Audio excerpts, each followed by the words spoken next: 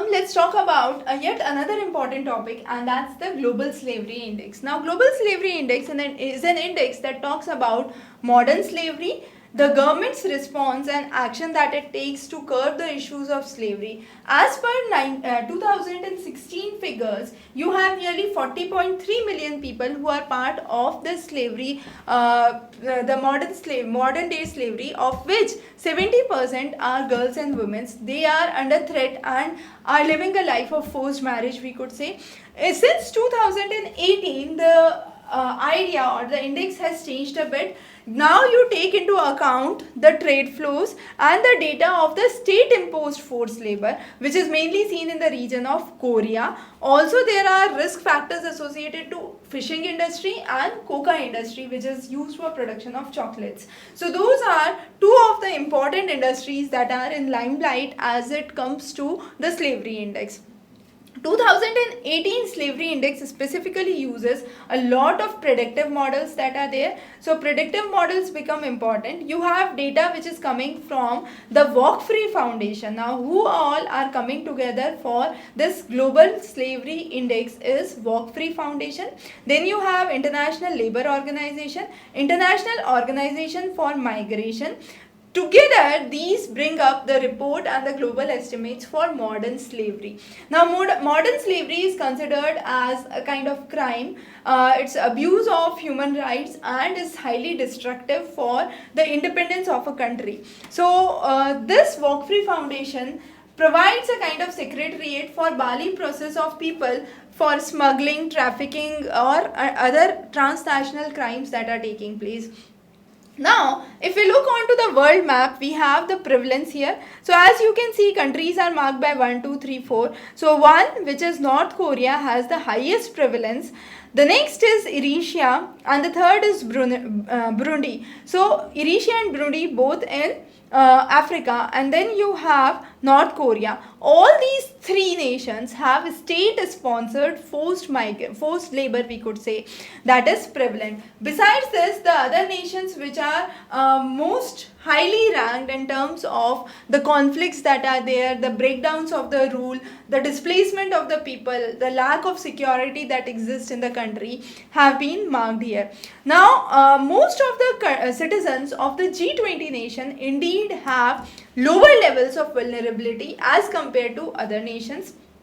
One of the interesting efforts have been done by Australia for 2018, where it has said that it will introduce a kind of supply chain transparency in the second half of 2018, and that would definitely bring a drastic change in the accounting of the slavery.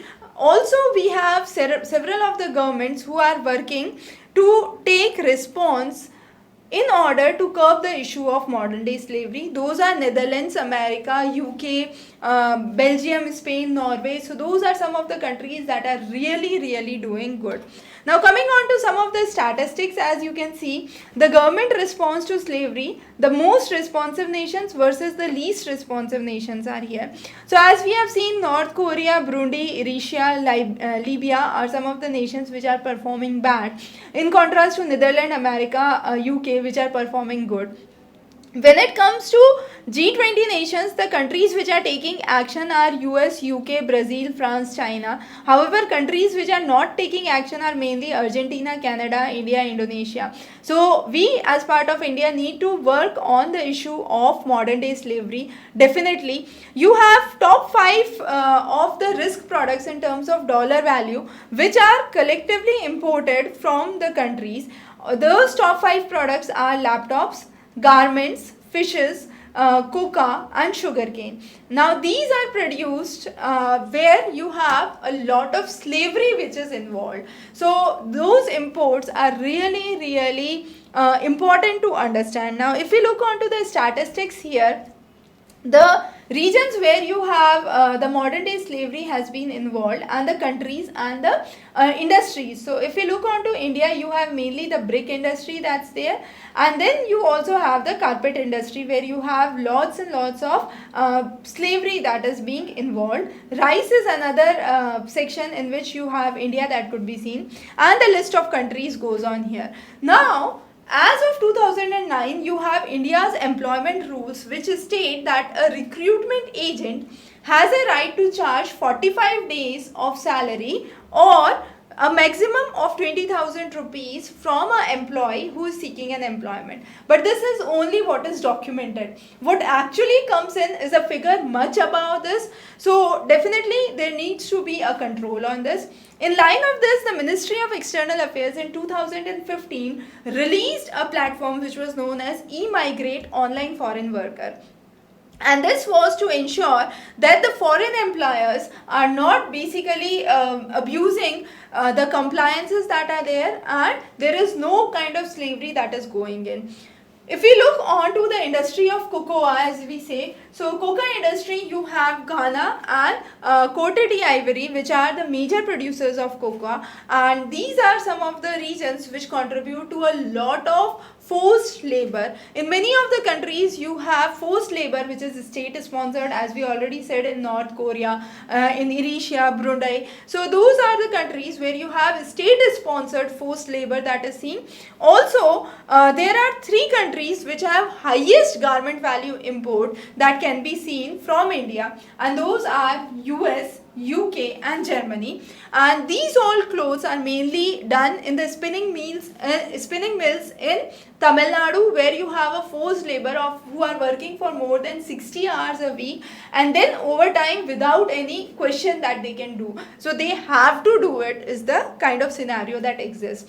So what are the recommendations that come for the Global Slavery Index? We need to prioritize a good decision. We need to bring in a control on the abuses that are there in the supply chain, improve the response mechanism at home, give them a proper response in a conflict situation if it arises.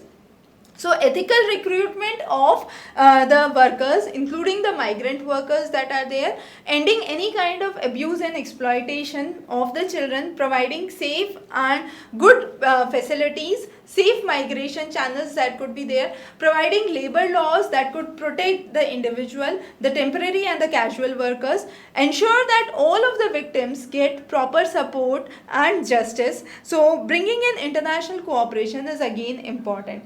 Now if we look onto the story of India, India is lying in the zone of response B because it's marked from response A to D, and India is somewhere at a score of 40 to 49.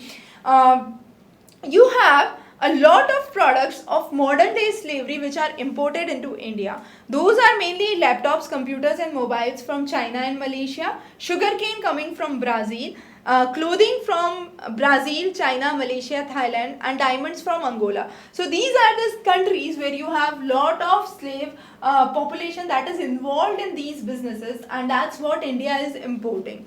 Now that's the story of India is importing. On the other side, India is exporting also, which is where the people are involved in a kind of modern day slavery. So those are related to mainly organ trade, and this is mainly the kidney which is given as a collateral to the money lenders. A lot of kidney belt could be seen, and those are sold to the clients in the Gulf, Sri Lanka, America and UK.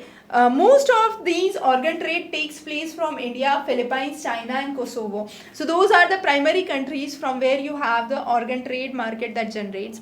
Also, you have spinning mills, as we already said. So these spinning mills you have in the state of Tamil Nadu. They are known as Sumangali schemes. So you have a compulsory work that the labor has to do for 60 hours and then overtime, and he cannot refuse any of the work that has been allotted. The next is granite quarry that's prevalent in the regions of Rajasthan. The wage loans with the interest ranges from nearly 24 to 36%, which is way beyond the normal rates that are there. You have bricklin industry, which is mainly seen in Odisha because of the fact that the agriculture has declined over the years, and there were lots of cases of suicide farming that the farmer suicide that were reported here. So you have brick workers, they migrated to brick industry, and you have a lot of slavery, or we could say modern slavery, that is involved there. Nearly 6 million of the Indians are working in Gulf countries, in 6 of the Gulf countries, which are nearly Kuwait, Qatar, Saudi Arabia, UAE and Oman, and they work as contract employees. There are lots and lots of violations that are seen. There are lots of forced sexual exploitation which is seen from Assam. You have women trafficking, that is common. Organ trade we already talked about. Then you have children involved in armed conflict. So Bal Dasta is one of the training units, what Maoists call them, commonly seen in the region of West Bengal. Then we also have rules that have come up. So India has definitely criminalized the child exploitation in the penal code. Trafficking has been considered or criminalized, but still there is no legislation for children involved in armed conflict. There is nothing that has come up to the forced marriage. If it is criminalized when it's only criminalized if there is a kind of kidnap that is present, otherwise it's not considered as a criminal offense. So those are some of the things that we really need to care about, and we really need to have laws in those respect. Then only we can have a successful development of the nation.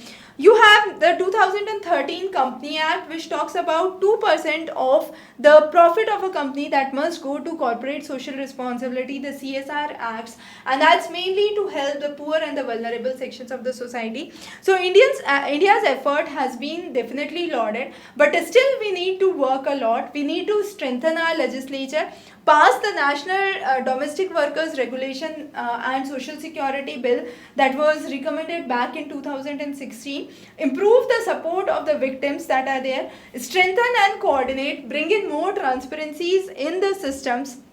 The National Human Rights Commission should be declared as an independent body to coordinate with the other factors. Then you must think about the risk factors that are associated, set up awareness campaigns for the same, and eradicate the idea of slavery from the economy, considering the fact that the things that are imported and the things that are exported should be slavery-free items. And only then we can think about a world where you have no problems of slavery in the modern society that is still prevalent. So that's a very, very important topic. Usually the questions that come up are related to impact of global slavery index and analysis for India. So you have nearly 8 million people per day who are part of a modern day slavery in one form or other in the country of India, and that's definitely a pretty huge amount. Then you have questions: which organizations have come up together to devise this index, what are the new things that have been taken into account for 2018, how the legislation has been passed, and how the things need to be rectified. So those are some of the very important things that you need to keep in mind. We'll be coming up with many more important topics for you. So stay tuned. Have a wonderful day ahead.